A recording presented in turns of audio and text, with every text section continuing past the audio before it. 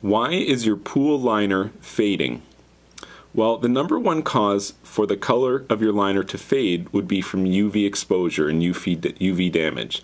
The UV inhibitors that are added to vinyl liners as part of the liner manufacturing process is one of the more expensive chemicals that's added. So when you are getting inferior or cheap vinyl, that's one of the things that you're getting. You're not getting the same resistance to UV that you would be getting out of a higher quality and more expensive vinyl liner.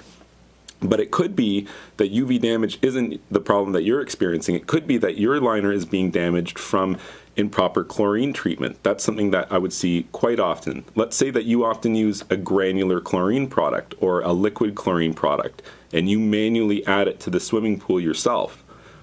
Is that the area in particular where the staining is occurring?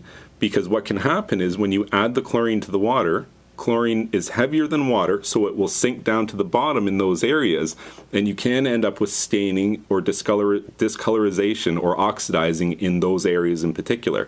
So those are the most likely causes if you're experiencing failure or fading in your vinyl liner. Now, there is one other cause that's worth mentioning.